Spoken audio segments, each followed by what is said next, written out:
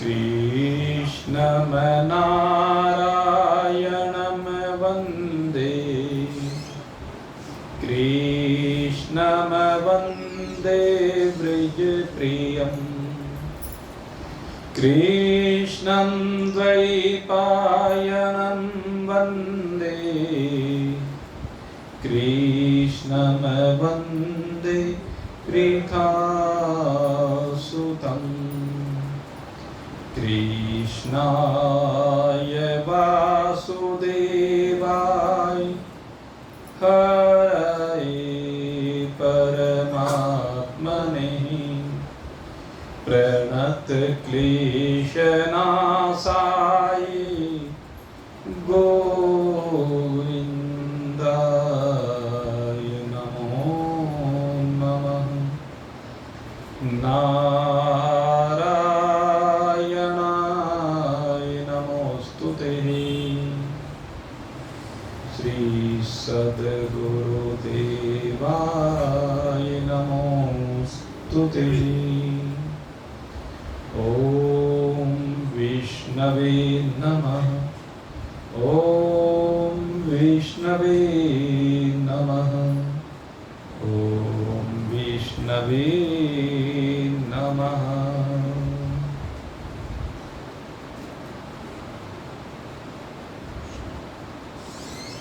भगवत प्रेम के भावों से अपने चित्त को सरोबार करके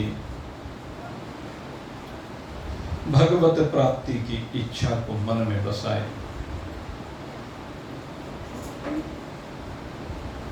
श्रीमद् भागवत अमृतानंद का पान करने के इच्छुक जिज्ञासु, कल आपके सम्मुख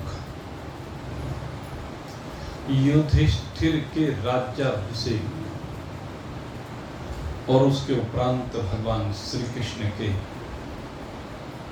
द्वारिका गमन की कथा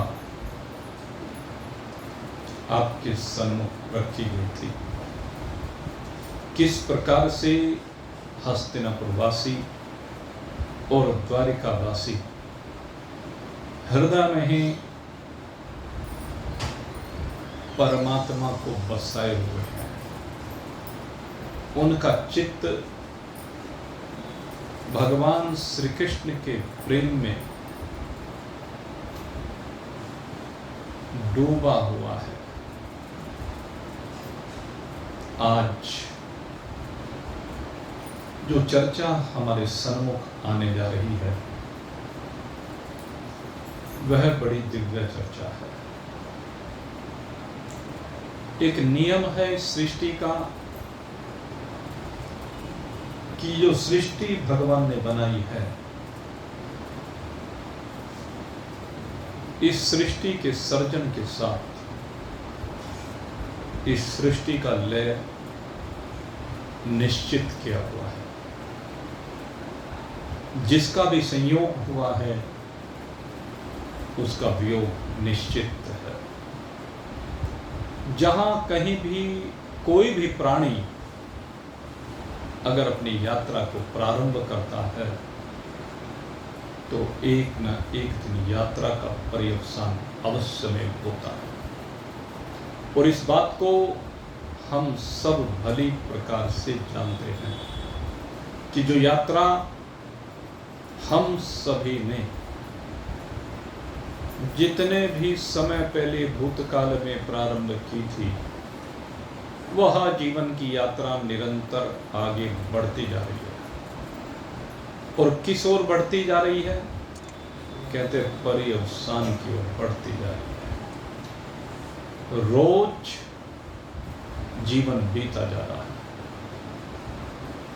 जिस प्रकार से अंजलि में रखा हुआ जल धीरे धीरे धीरे समाप्त हो जाता है, उसी प्रकार से इस जीव के लिए प्रारब्ध का जो जल भर करके भेजा गया है, धीरे धीरे धीरे वो जल निवृत्त होता जा रहा है।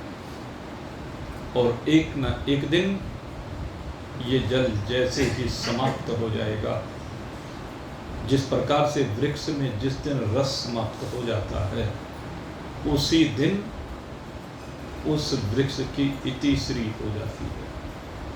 ठीक इसी प्रकार से भाई, ये प्रारब्ध का जो रस भर करके इस गाड़ी में भेजा है, इसे रस कहिए, पेट्रोल कहिए, ईंधन कहिए, जो भी कुछ आप कहिए, ये जितना भी भर कर भेजा है वह एक न एक दिन समाप्त अवश्य में होगा। तो ये तो निश्चित है भाई। लेकिन भगवान हमारा मार्गदर्शन करते हुए कहते हैं कि पर्यवसान तो निश्चित है, लेकिन ये पर्यवसान कैसा हो। आज श्रीमद् भागवत अब हमें पर्यवसान की ओर लेकर के चलना चाहती है। और मेरे मित्रों, आपको जीने का ढंग आया या ना आया, लेकिन मरने का ढंग जरूर सीखना पड़ेगा। और जिस दिन मरने का ढंग सीख लोगे ना, उसी दिन जीने का आनंद आ जाएगा, क्योंकि उसके बाद मृत्यु रहेगी ही नहीं। ये सारी भागवत कथा हमें मृत्यु पर विजय प्राप्त करने का ढंग बताती है। आज विदुर जी का हस्तिनापुर में आगमन हुआ है। ये जो महाभारत का युद्ध हुआ था, उस समय दुर्योधन ने विदुर जी का तिरस्कार किया था। और जब विदुर जी का तिरस्कार किया था क्रोध में आकर के, तो उसी समय दुर्योधन की समस्त सिरी का हनन करते हुए विदुर जी तीर्थ यात्रा पर निकल गए थे। लेकिन अब उन्होंने देखा है, तीर्थ यात्रा पर भ्रमण करते हुए भगवान की लीला का संवरण होते हुए, और समझ गए हैं कि अब बहुत विकट काल आने वाला है। द्वापर का समापन हो रहा है, कलयुग का आगमन हुआ है। जब इस संसार की स्थिति को विदुर जी ने देखा, तो आए हैं आज हस्तिनापुर। और जैसे ही हस्तिनापुर में पहुंचे हैं विदुर जी, हस्तिनापुर में उनको देखते ही युधिष्ठिर अपने भाइयों के साथ, धृतराष्ट्र जी, युयुत्सु, संजय, कृपाचार्य, कुंती, गांधारी, द्रौपदी, सुभद्रा, उत्तरा और गुरु माता कृपी एवं कहते हैं नगर के नार नारी सभी हर्षित हो गए। उनकी प्रसन्नता का ठिकाना नहीं रहा। क्यों? क्योंकि विदुर जी के आने से उन्हें लगा है कि जैसे मृत शरीर में प्राण आ जाते हैं, ऐसे उनके शरीरों में एक नव चेतना का संचार हुआ है। युधिष्ठिर जी ने उनको एक दिव्य सिंहासन पर विराजित किया है और झुक करके उनके चरणों में प्रणाम करके उनके चरणों में बैठा है। बैठे युधिष्ठिर जी, सारे भाई बैठे। युधिष्ठिर ने कहा, हे चाचा जी, आपने हमें निरंतर आश्रय प्रदान किया है। जिस प्रकार से एक पक्षी अपने अंडों को अपने पंखों की छाया से सेते भी हैं, उनको बढ़ाते भी हैं, उनका रक्षण भी करते हैं, वैसे ही हर विपरीत परिस्थिति में आपने हमें अपनी छत्र छाया प्रदान की है। लाख साग्रह की विपत्तियों से आपने हमारा संरक्षण किया है। जीवन के पग पग पर आपने हमारे ऊपर कृपा की है। लेकिन अब बहुत लंबे समय काल के बाद, क्योंकि लगभग ये माना जाता है कि 36 वर्ष युधिष्ठिर ने राज्य किया है। हस्तिनापुर पर, तो 36 वर्ष के उपरांत विदुर जी का आगमन हुआ है। और इस सारे समय विदुर जी ने तीर्थ यात्रा की है। युधिष्ठिर जी आज वही पूछ रहे हैं, आपने कौन कौन से तीर्थों का सेवन किया है, कौन कौन से क्षेत्रों में आप गए हैं, और जहां भी आप गए हैं अब हम जानना चाहते हैं कि आप द्वारिका भी गए? अवश्य गए होंगे, क्योंकि जब सब तीर्थों पर जा रहे हो तो ऐसा नहीं हो सकता कि भगवान श्री कृष्ण की कर्म भूमि पर आप ना गए, क्योंकि भगवान श्री कृष्ण तो हम सब के आराध्य देव हैं और आपकी उनके चरणों में असीम निष्ठा है। हे चाचा जी, आप भगवान श्री कृष्ण की चर्चा कीजिए, उनकी कुशल क्षेम के बारे में बताइए। विदुर जी ने जब ऐसा प्रश्न सुना तो उन्होंने उस बात को छिपा लिया, क्योंकि भगवान स्वधाम गमन कर चुके थे, लीला का संवरण किया था। उस बात को तो उन्होंने नहीं बताया, अन्य तीर्थों के बारे में बताया। ये विदुर जी, इनके बारे में मैं जरा सा बताता चलूं। विदुर जी साक्षात धर्मराज हैं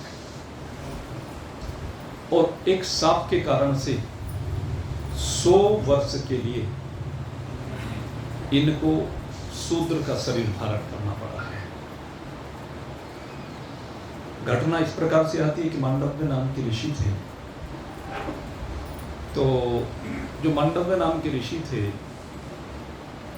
एक बार कुछ चोरों ने चोरी की, तो राजा के जो सिपाही थे वो दौड़ते हुए उनके पीछे गए और उन्होंने वो जो धन चुराया था वो मांडव्य ऋषि के आश्रम में रख दिया।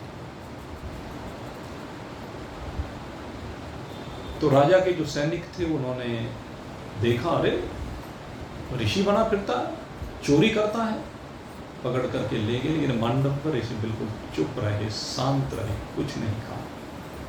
राजा के सन्मुख प्रस्तुत किया गया और राजा ने आदेश दे दिया कि इनको सूली पर चढ़ा दिया जाए।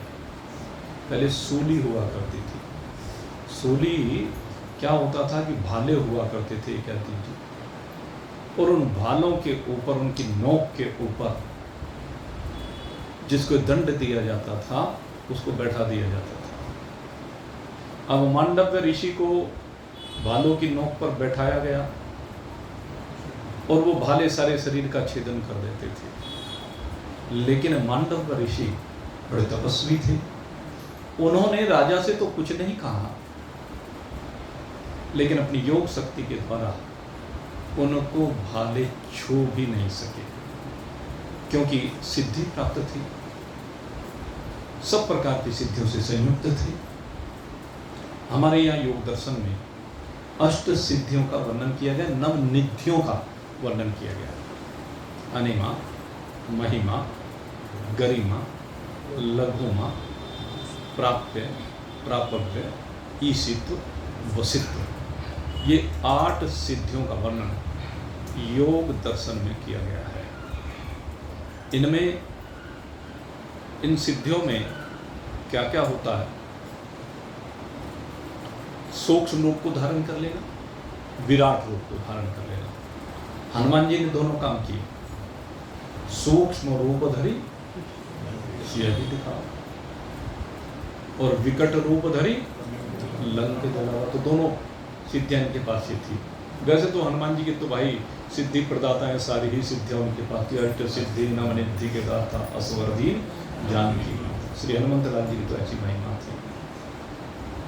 तो लघु रूप धारण करना, विराट रूप धारण कर लेना, आकाश गमन करने की सिद्धि, यहीं बैठे बैठे संपूर्ण विश्व को देखने की शक्ति, किसी को भी सम्मोहित कर लेने की शक्ति, ईश्वरीय जो भोग है उनको प्राप्त करने की शक्ति, जो चाहें सो प्राप्त कर सके।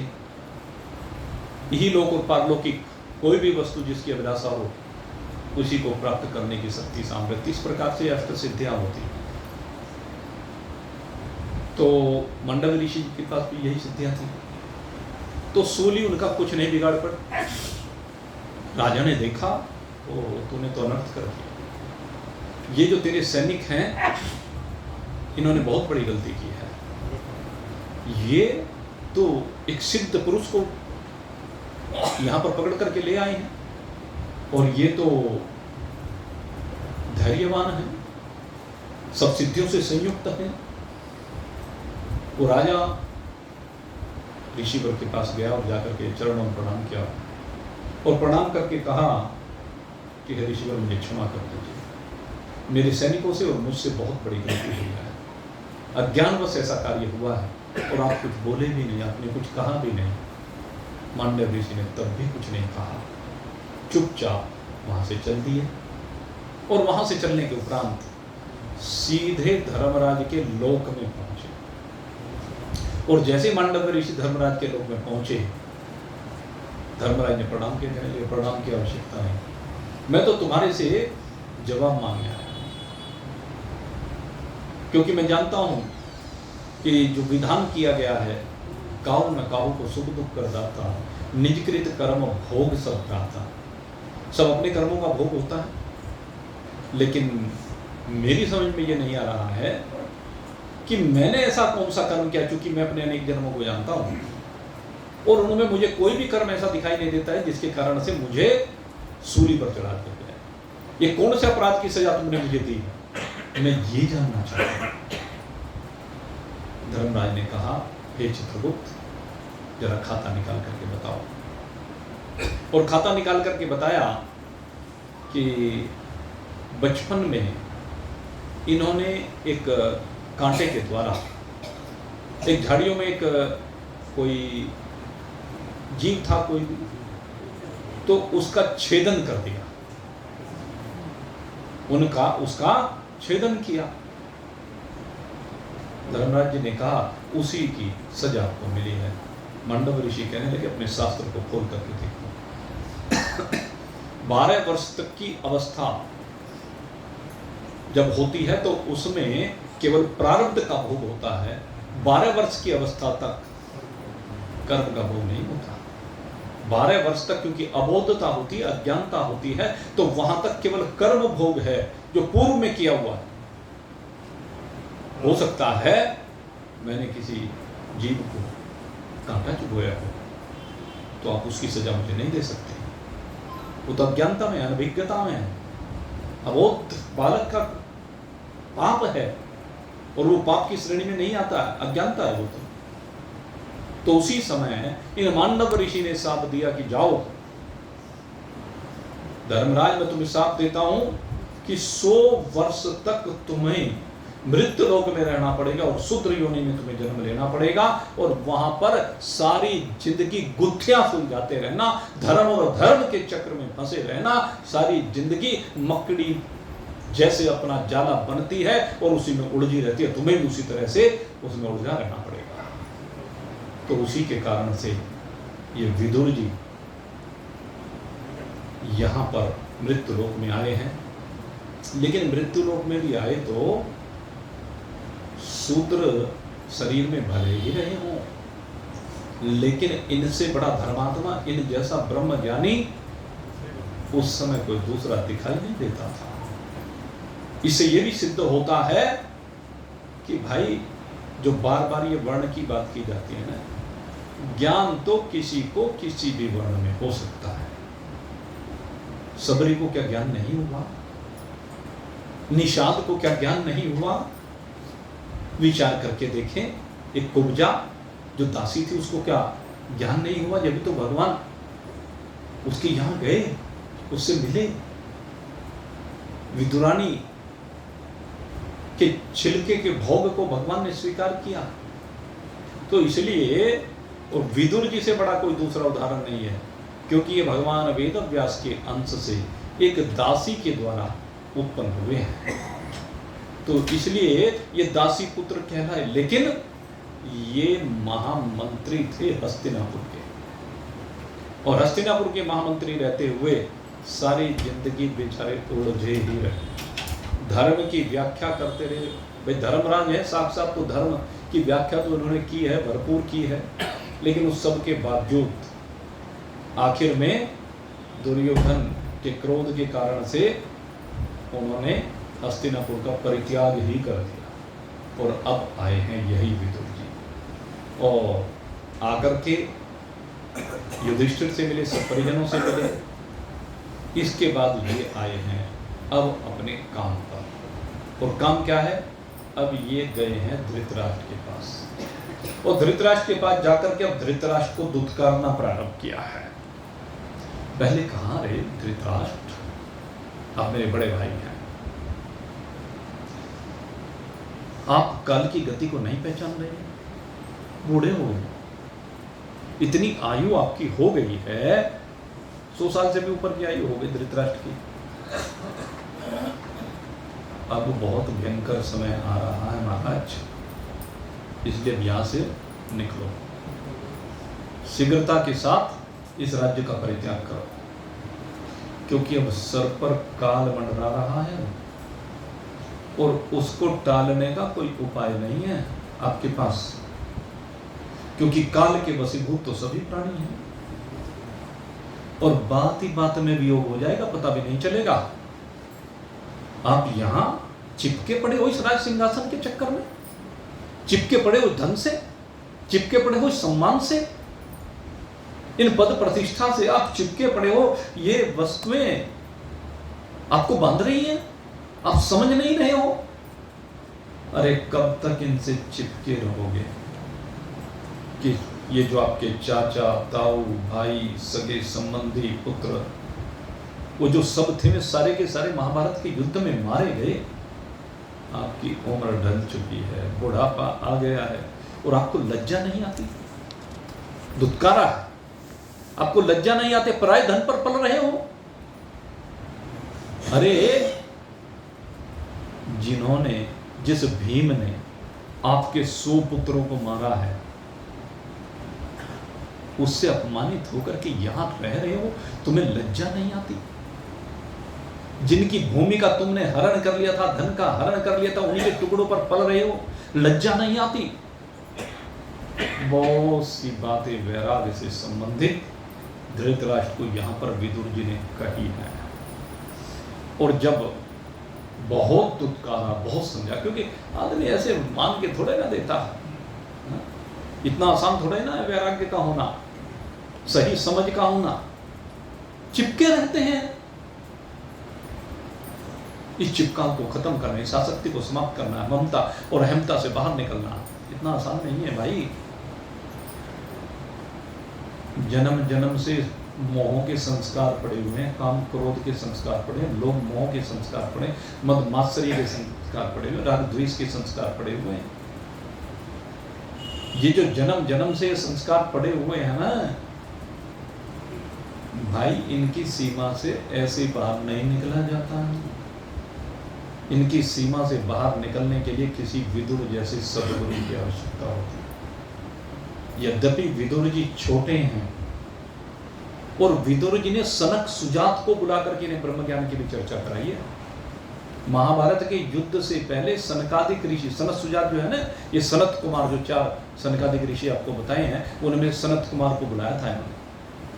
सारा ज्ञान तो विदुर जी ने दिया, लेकिन कहने लगे कि तुम्हारी मेरे में आस्था नहीं होगी, इसलिए तुम मेरे से ब्रह्म ज्ञान श्रवण करने के बाद उसे ग्रहण नहीं कर पाओगे। इसलिए ब्रह्म ज्ञान को श्रवण कराने के लिए विदुर जी ने धृतराष्ट्र के पास सनत कुमार जी को बुलाया। उन्होंने ब्रह्म ज्ञान दिया, लेकिन फिर भी इसकी आंख नहीं खुली। ये अंधे का अंधा ही रहा, सारी जिंदगी अंधा बना रहा। लेकिन आज विदुर जी ने देखा कि मेरा दायित्व बनता है, मेरा बड़ा भाई है, और फिर ये भी व्यास जी का ही अंश है, और ये अगर अज्ञानता में रह गया यहाँ पर तो मैं भी तो उसका भागी हूँ।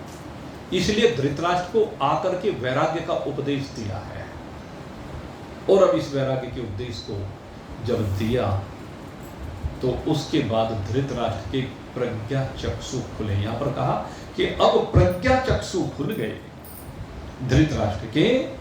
एवं राजा विदुरेणानुजेन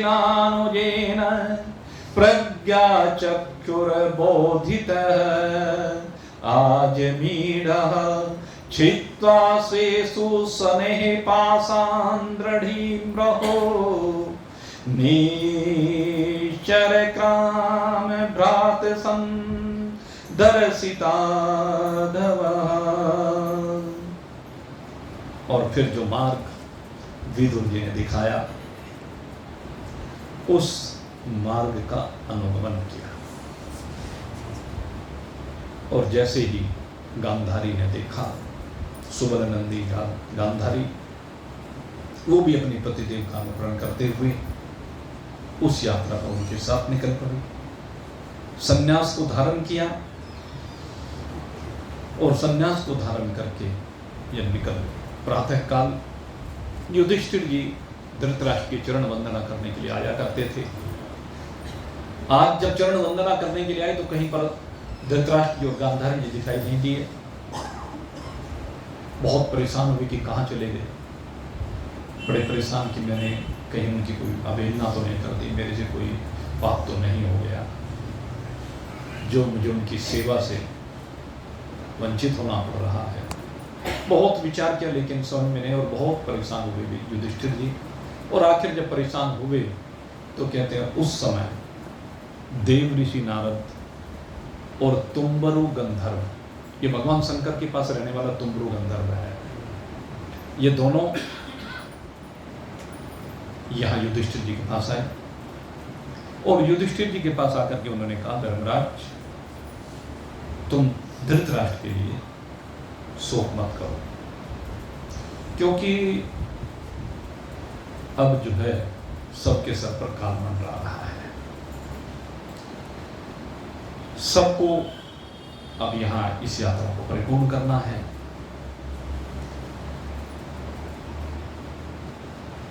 और इसी यात्रा को परिपूर्ण करने के लिए अब धृतराष्ट्र विदुर जी के कहे अनुसार भगवान वेदव्यास जी का जो आश्रम है सप्त सरोवर पर, यहाँ पर सप्त सरोवर का वर्णन किया है कि सप्त सरोवर पर जो सप्त ऋषि जहाँ पर तप करते थे, गंगा जी जहाँ 7 धाराओं में विभक्त हो गई। देखो ये विषय भागवत में है कि सप्त ऋषि तप कर रहे थे और सप्त ऋषियों के तप के कारण जब गंगा जी को भगीरथ जी लेकर के आए तो गंगा वहां 7 भागों में उठ गई।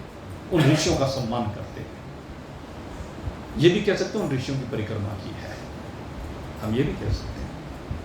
तो वहीं पर भगवान वेदव्यास जी का आश्रम, उस आश्रम पर धृतराष्ट्र और गांधारी रह रहे हैं।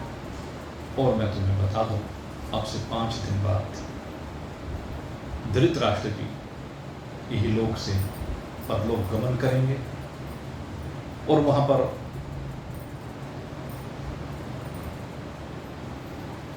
अग्नि प्रकट होगी। वो कहते हैं ना जैसे वन में दावानल प्रकट हो जाता है, उसी में फिर धृतराष्ट्र जी का शरीर भस्म होगा और गांधारी भी अपने पति का अनुगमन करते हुए उनके साथ ही चली जाएगी। इसलिए आप चिंतित ना हो। धृतराष्ट्र जी ने वहां जाकर के अब तप प्रारंभ किया हुआ है। त्रिकाल स्नान विधि पूर्वक अग्निहोत्र कर रहे हैं। उनके चित्त में अब किसी प्रकार की कामना नहीं है और उन्हें अन्न का परित्याग करके केवल जल पी करके वहां पर अपने जीवन की यात्रा को आगे बढ़ा रहे हैं। आसन को जीत करके 6 इंद्रियों को विषयों से विरहित कर दिया है और इस समय भगवान की धारणा से उनका तमोगुण, उनका रजोगुण और सत्वगुण का जो मल है, ध्यान करना है, सत्वगुण का भी मल था। सतोगुण भी निर्मल नहीं माना जाता क्योंकि गुण है, ये जो हम भाई बार बार चर्चा करते हैं। तो इस बात को यहाँ भी स्पष्ट कहा कि सतोगुण भी एक मल ही है। वो अलग बात है कि सतोगुण आपको उन्नति की ओर लेकर जाता है, लेकिन बाद में सतोगुण भी निवृत्त हो जाता है। आना तो निर्गुणता में है, जब तक गुणों का खेल चलता रहेगा तब तक विकार है, और जिस समय गुणों के खेल से बाहर निकलेंगे तब निर्विकारता आती है, तब निर्मलता आती है। तो ये सतोगुण का मल भी उनका दूर हो गया है। अहंकार को बुद्धि के साथ जोड़ करके उन्होंने क्षेत्रज्ञ को, क्षेत्रज्ञ माने क्षेत्रज्ञ अयमेव, भगवान ने कहा कि क्षेत्रज्ञ मैं हूं, क्षेत्रज्ञ और इस देह को धारण करने वाला हूं। क्षेत्रज्ञ रूप से जिसको जीवात्मा भी कहा गया है, तो उसी की बात कह रहे हैं कि बुद्धि को उन्होंने इस जीवात्मा के साथ लय कर दिया है। और किस प्रकार से लय कर दिया है? जैसे महाआकाश में घटाकाश लय हो जाता है। आपके अगर ध्यान हो, 4 आकाशों की चर्चा की गई थी, विचार सागर जब आपको पढ़ाया तो किसी के ध्यान हो, एक घटाकाश होता है, एक महाआकाश होता है, एक जलाकाश होता है, एक मेघाकाश होता है। इनकी चर्चा तो खैर विस्तार से वेदांत के विषय में करेंगे फिर कभी। तो उसी प्रकार से कहते हैं घटाकाश जैसे महाकाश में लय हो जाता है। घटाकाश का महाकाश में लय होना क्या है? इस शरीर के अंदर जो चैतन्य शक्ति है वो घटाकाश है। शरीर के बाहर जो चैतन्य शक्ति है, परमात्मा शक्ति है, वो महाकाश के सदृश मानी जाती है। इसको एक और तरीका है समझने का, बहुत आसान है। इसको वायु के माध्यम से हम बहुत आसानी से समझ सकते हैं। जो बाहर की वायु होती है वो समष्टि वायु होती है, जो सर्वत्र विराजित है, और अंदर की जो वायु होती है, शरीर के अंदर जो वायु है, वो व्यष्टि वायु होती है। और ये जब शरीर रूपी पिंजरा छूटता है तो ये जो अंदर की वायु है ये बाहर निकल जाती है, और ये अंदर की वायु निकल करके बाहर की वायु के साथ एक रूप हो जाती है। बस यही घटाकाश का महाकाश में लीन होना है, यही इस जीव का परमात्मा में लीन होना है। ये धृतराष्ट्र ने लीन किया है और सर्वाधिष्ठान ब्रह्म में उन्होंने अपने आप को अब विराजित कर दिया है। समस्त इंद्रियों और मन को रोक करके समस्त विषयों को उन्होंने बाहर लौटा दिया है। माया के गुणों से अतीत हो गए हैं, कर्मों के संन्यास से वो कैसे हो गए हैं? कहते हैं ठूंठ की तरह। ठूंठ समझते हैं? ठूंठ जो है, वेदांत में एक दृष्टांत आता है ठूंठ में पुरुष। क्या होता है? जैसे किसान लोग होते हैं, खेतों में जो पशु होते हैं वो उनकी फसलों को नुकसान पहुंचाते हैं, तो फसलों को नुकसान न पहुंचाए तो वो बीच बीच में कहीं भी कोई पुतला बना करके खड़ा कर दे। तो जो पशु आता है वो देखता है कि आदमी खड़ा है डंडा लेकर के, तो डर करके दूर चला जाता है, होता नहीं आदमी। तो इसी प्रकार से मेरे मित्रों ये है वो स्थिति। शरीर ठूंठ की तरह से हो जाए, अर्थात समस्त वृत्तियां जब शांत हो जाती हैं। और कब? एक तो मरने पे सब ठूंठ हो जाता है भाई। जब प्राणवायु, सूक्ष्म शरीर और जीव इस शरीर में से निकल जाता है तो उस समय सभी का शरीर ठूंठ हो जाता है, लकड़ी सदृश हो जाता है, ले जाकर के लकड़ियों में इसको ले कर दिया जाता है अग्नि के साथ। लेकिन जीते जी ठूंठ हो जाए तो धृतराष्ट्र ने इतना तप किया है, ऐसी वासनाओं की समाप्ति की है कि वो ठूंठबद्ध हो गए। विदुर जी कहते हैं वे अपने स्वरूप में विद्यमान है। इस प्रकार से तुम लोग गंधर्व नारद जी ने बहुत सी बातें कही और उसके उपरांत वो वहां से चले गए। इधर कुछ समय और बीता।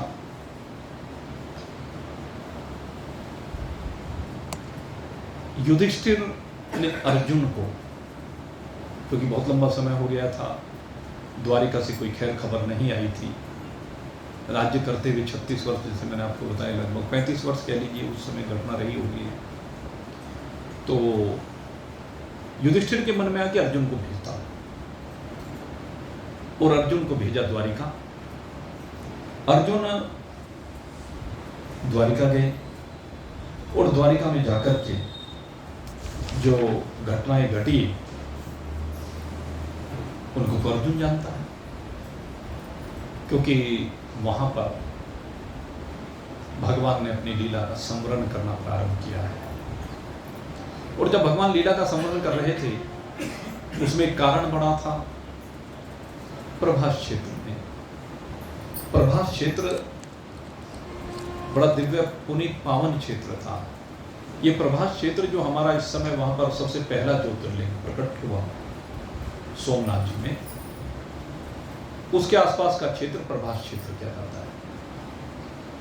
तो वहां पर कहते एक बार वैसे ही ऋषि मुनि तो तप कर रहे थे और ये यदुवंशी वहां पर खेल रहे थे, और खेल खेल में इन्हें पता नहीं क्या सूझा, वो जो भगवान श्री कृष्ण का एक पुत्र है जामवंती नंदन साम, उसके पेट पर कुछ कपड़े बांधे, उसे स्त्री का वेश बनाया उसका, और वहां उन ऋषियों के पास गए और ऋषियों के पास जाकर कहने लगे कि हे ऋषिवर, आप तो त्रिकालदर्शी हैं, आप बताइए कि इसको क्या पैदा होगा, लड़का होगा कि लड़की होगी।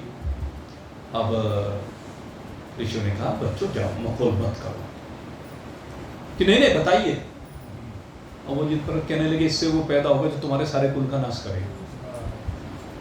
अब तो सारे भयभीत हो गए, और भयभीत होने के बाद अब क्या हुआ, उन्होंने वो कपड़े हटाने लगे। तो जब कपड़े हटा रहे थे तो लोहे का एक पिंड प्रकट हुआ, मूसल कहते हैं। अब वो लोहे का जो पिंड प्रकट हुआ, अब देखो भगवान श्री कृष्ण के परिजन हैं, स्वजन हैं, लेकिन उसके बावजूद अब इस विपत्ति से निवारण करने के लिए भगवान श्री कृष्ण के पास नहीं गए। वो विधि बता सकते थे लेकिन नहीं गए। अब उनके दिमाग में आपस में क्या विचार बना, कहने लगे एक काम करो, इससे कुछ नहीं होगा, इसको पीस करके इसका चूर्ण बना लो। तो लोहे के उस पिंड को पीस करके उसका चूर्ण बना दिया, और उसका चूर्ण बना करके उसे समुद्र में फेंक दिया, क्योंकि समुद्र के किनारे तो है ही। अब समुद्र में वो गया, और धीरे धीरे क्या हुआ कि समुद्र में जाकर के वो फिर से लौट करके किनारे पर लहरों के साथ आया, और वहीं पर वो घास बन गया, बड़ी भयंकर घास बना। कैसी? नुकीली कंटीली घास। अब लोहे का पिंड था तो लोहे के भाले सदृश कह लीजिए बन गए, तलवार सदृश कह लीजिए बन गए। कुछ समय के बाद एक बार भगवान श्री कृष्ण ने कहा कि चलो वहां पर प्रभास क्षेत्र में यज्ञ करेंगे। सब यदुवंशी एकत्रित हुए, यज्ञ किया, लेकिन यज्ञ करने के उपरांत उन यदुवंशियों ने मदिरा का, ये कहते हैं, यद्यपि यहां पर ऐसा कुछ वर्णित नहीं है, ये किंवदंती है, क्या है ये राम जी का, क्योंकि यदुवंश में ऐसी परंपरा का वर्णन कहीं आता नहीं है, मैंने तो नहीं पढ़ा है, ठीक है। लेकिन भाई किंवदंतियां हैं, वो किंवदंतियों में कोई कुछ भी कहे, लेकिन जो भी हो, वहां पर उसके बाद वो यदुवंशी आपस में लड़ने लगे। अब वहां तो यज्ञ करने के लिए आए, तो अस्त्र शस्त्र तो लाए नहीं थे द्वारिका, क्योंकि 200 किलोमीटर दूर था द्वारिका। वहां से जो भेंट द्वारिका है 200 का, बल्कि 225 किलोमीटर होगा सोमनाथ से, तो अब वो लेके तो आए नहीं थे। अब आपस में किसी बात पर विवाद हो गया, विवाद होने में उनकी गुट पड़ने लगे, और क्या किया, वो समुद्र के किनारे जो वो घास पैदा हो गई थी उसी को उखाड़ उखाड़ करके आपस में लड़ने लगे, और वो उन्होंने बड़ी तेज धारदार तलवार का काम किया, और सारे यदुवंशी वहीं पर लड़ लड़ करके विनाश को प्राप्त हो गए। कोई नहीं बचा, एक बचा, उसकी चर्चा आगे करूंगा। सारे यदुवंशी वहां पर निवृत्त हो गए। भगवान श्री कृष्ण ने इस लीला को देखा, और क्योंकि भगवान की तो लीला थी, उनको तो अब यहाँ से अपने लोक गमन करना था। उसके बाद अर्जुन से भगवान ने कहा, देखो भाई, यदुवंश का तो विनाश हो गया है, अब ये यदुवंश की स्त्रियां सब विधवा हो गई हैं, अब इनके रक्षा का दायित्व मैं तुम्हें सौंपता हूं। इनको लेकर के चले जाओ, और इनको ले जा करके तुम हस्तिनापुर में बसा लेना, इनकी रक्षा का दायित्व तो तुम्हें सौंपता हूं। अर्जुन समझ गए कि भगवान लीला का संवर्णन करना चाहते हैं। बड़े दुखी हृदय के साथ वो वहां से भगवान के लीला संवर्णन के विषय को देखते हुए चले।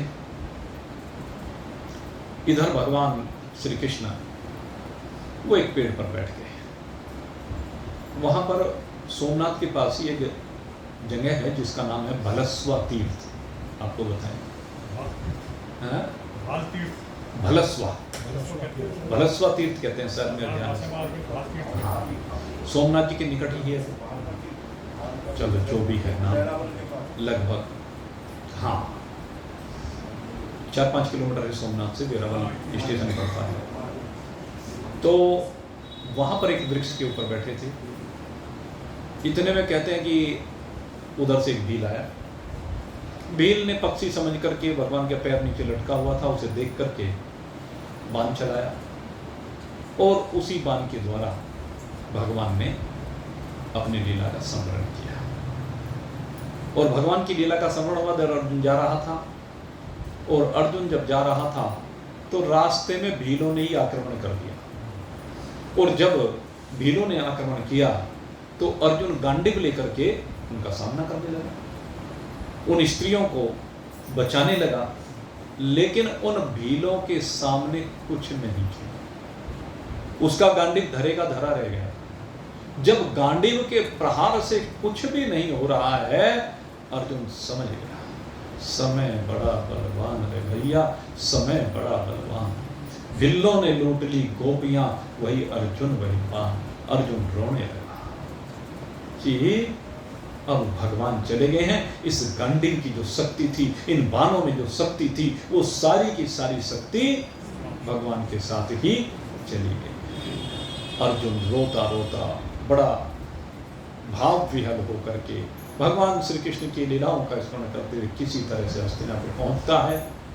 हस्तिनापुर में मलिन मुख वाले अर्जुन को जैसे युधिष्ठिर ने देखा, पूछा, अर्जुन तुम तो द्वारिका गए थे, द्वारिका देश तो ठीक है न, बलदाऊ जी तो ठीक है न, हमारे मामा मामी जी तो ठीक है न, उग्र महाराज उग्रसेन तो ठीक है न, वो सब जो यदुवंशी उनके रिश्ते नातेदार थे, भगवान के जो पुत्र थे, उन सब के संदर्भ में युधिष्ठिर जी पूछ रहे हैं। युधिष्ठिर जी के पूछने पर अर्जुन के मुख से शब्द नहीं निकल रहे हैं। अर्जुन बड़े दुखी हैं, और जब कुछ कहा नहीं गया तो आखिर में बस अर्जुन ने एक ही बात की कि हम लुट गए। हे भैया, हम लुट गए हैं। अब भगवान श्री कृष्ण हमें छोड़ करके अपने लोक को गमन कर गए हैं। भगवान श्री कृष्ण ने मुझे ठग लिया है। अरे, जिसके पराक्रम से मैंने इतने बड़े बड़े काम किए, वो गांडीव कहते उसकी शक्ति समाप्त हो गई है। भगवान श्री कृष्ण ने जाते हुए वो सब छीन लिया है। मैंने जो महाराज द्रुपद के यहाँ मत्स्य भेदन किया था, सब वीरों को परास्त किया, भीमसेन जो 10,000 हाथियों का बल रखने वाला, इसकी शक्ति भी छीन हो गई है। उनके साथ इसकी शक्ति भी चली गई है। जो हमें सदा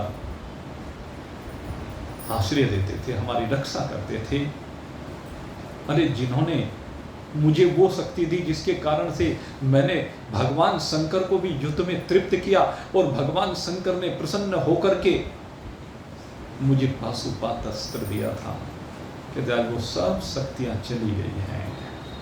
आज भगवान के साथ ही हमारा सब कुछ चला गया है।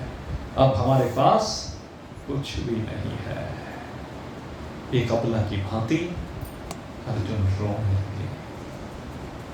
और जैसे ही युधिष्ठिर ने भगवान के स्वधाम गमन की लीला को सुना, अब युधिष्ठिर दुखी नहीं हुए। यहाँ पर देखने वाली बात यह है, युधिष्ठिर उस वृतांत को सुन करके दुखी नहीं होते हैं, और मन ही मन निश्चय कर लेते हैं कि अब मैं भी इस लोक को छोड़ करके चलता हूँ। और मन ही मन निश्चय किया, और निश्चय करके अब युधिष्ठिर जी उत्तर दिशा की ओर चल देते हैं। और जैसे युधिष्ठिर जी चले, अन्य भाइयों ने देखा, द्रौपदी ने देखा, कुंती ने देखा, वो भी उनके साथ साथ अब आगे बढ़ रहे हैं, हिमालय की ओर जा रहे हैं। इधर विदुर जी ने भी अपनी लीला का स्मरण किया है। धृतराष्ट्र भी अब इस देह का परित्याग करके स्वर्ग की ओर गए हैं। युधिष्ठिर ने जाते जाते 2 काम किए हैं। यदुवंश में केवल एकमात्र जीवित प्राणी भगवान के परपोत्र हैं, जिनका नाम वज्र है।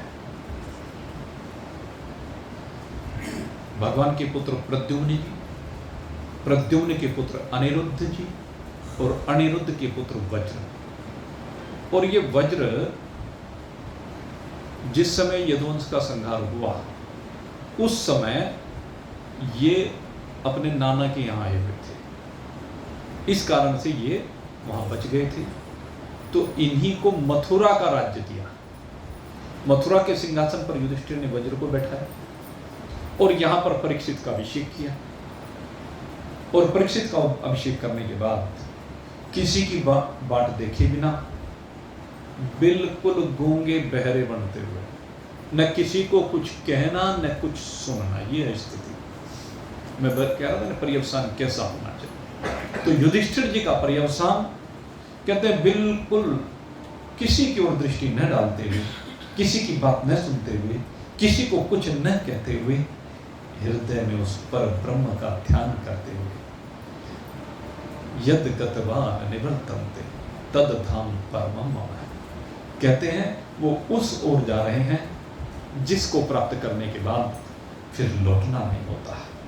उत्तर दिशा की ओर उन्होंने अपनी यात्रा को प्रारंभ किया। बड़े बड़े महात्मा लोग जिस मार्ग से पूर्व में जा चुके हैं उसी मार्ग की ओर युधिष्ठिर जी बढ़े।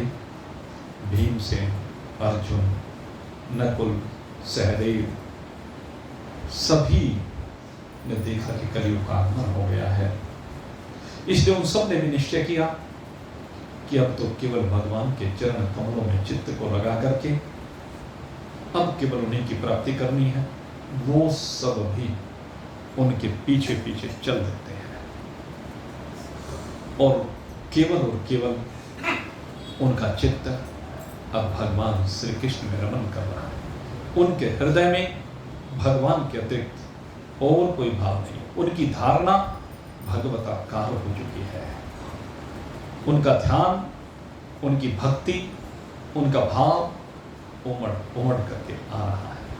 आंखों से आंसू बहने लगते हैं, शरीर रोमांचित होने लगता है और बड़े भाव में जब आगे बढ़ रहे हैं, ऐसे रुदन करते करते, ऐसे भगवत भाव में डूबे डूबे, कहते हैं उनकी बुद्धि सर्वथा शुद्ध हो गई है। अब बुद्धि के जितने भी कलमश थे वो सब निवृत्त हो गए। भगवत भक्ति का सबसे बड़ा प्रभाव यही होता है, जब हम भगवान की भक्ति करते हैं भाव से, तो हृदय में जितने भी जन्म जन्मांतर के कलमश होते हैं, जितनी भी कीचड़ होती है, वो भगवान के प्रेम में सारा कलमश, सारी कीचड़ नष्ट हो जाती है, दग्ध हो जाती है, बह जाती है। तो वही पांडवों के साथ हुआ है। उनकी बुद्धि सर्वथा शुद्ध होकर के भगवान श्री कृष्ण के स्वरूप में अनन्य भाव से स्थिर हो गई है। वे स्थिर हो गए, वे विशुद्ध अंतःकरण से स्वयं ही वह गति प्राप्त कर लेते हैं जो बड़े बड़े ज्ञानियों को संभव नहीं होती है। संयमी एवं श्री कृष्ण के प्रेम अवसेर में, मुग्ध भगवान में भाव में डूबे हुए वे पांडव बिल्कुल निरपेक्ष हो गए हैं। और उसी समय द्रौपदी ने देखा कि पांडव शरीर तो उनका आगे बढ़ रहा है, वसुधारा की ओर बढ़ते जा रहे हैं। भगवान बद्रिकाश्रम के चरणों में नमन करने के उपरांत आगे बढ़ते गए और द्रौपदी ने भी भगवान श्री कृष्ण के स्वरूप में अपने चित्त को एक रूप किया है। और सबसे पहले द्रौपदी ने ही वहां पर इस देह का परिवर्तन किया है।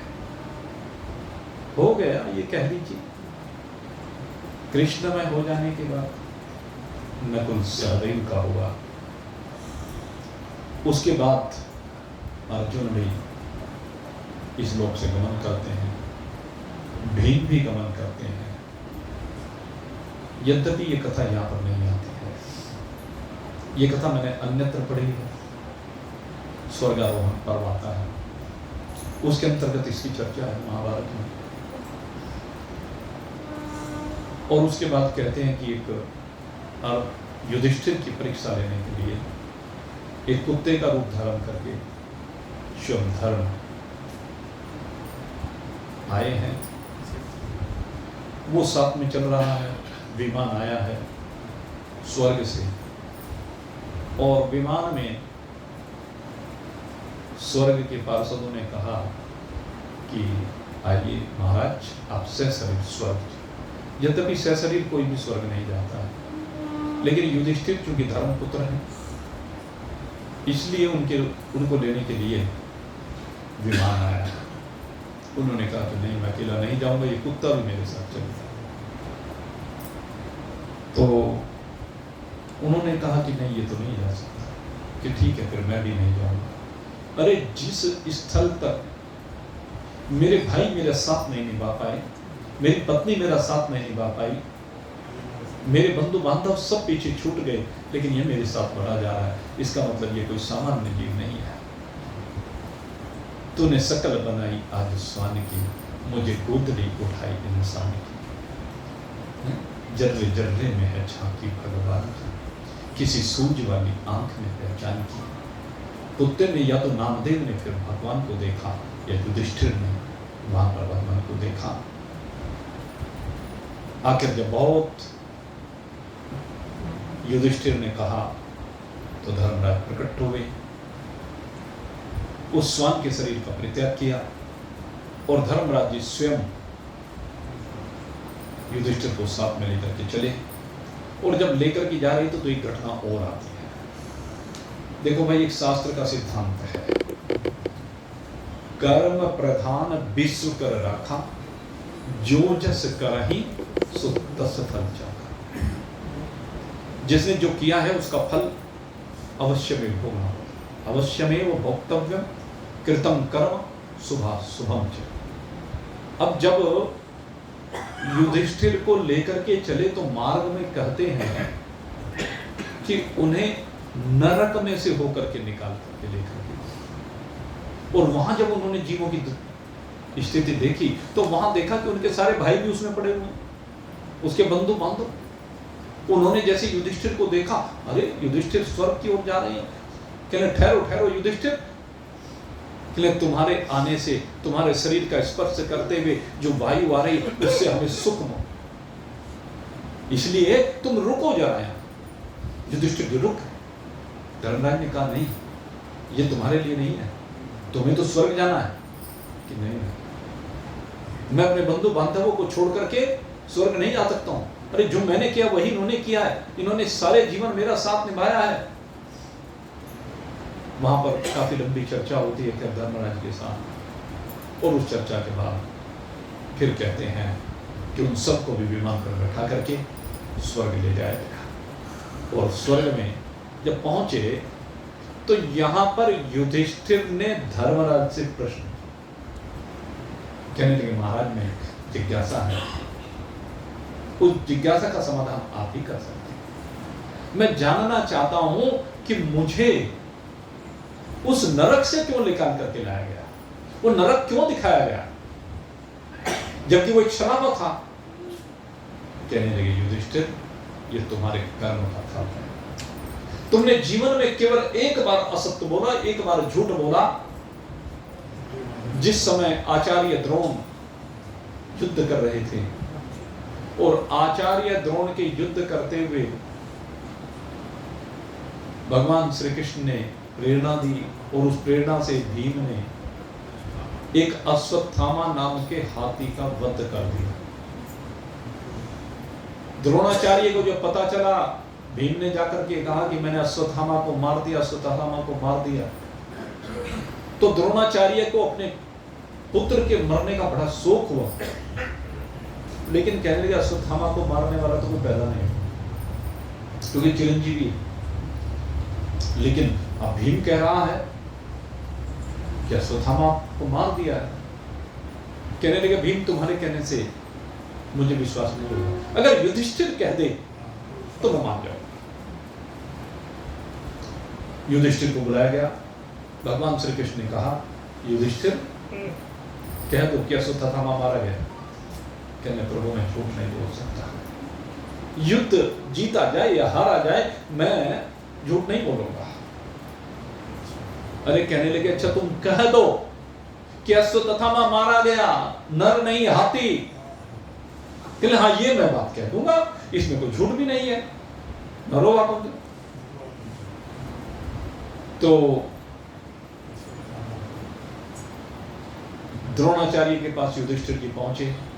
द्रोणाचार्य ने पूछा कि क्या अश्वत्थामा मारा गया? युधिष्ठिर ने कहा अश्वत्थामा हतो नरोवाकुंज। लेकिन जैसे नरोवाकुंज कहा उसी समय भगवान ने शंख ध्वनि कर दी। बस उन्होंने केवल इतना ही सुना अश्वत्थामा हतो, अश्वत्थामा मारा गया।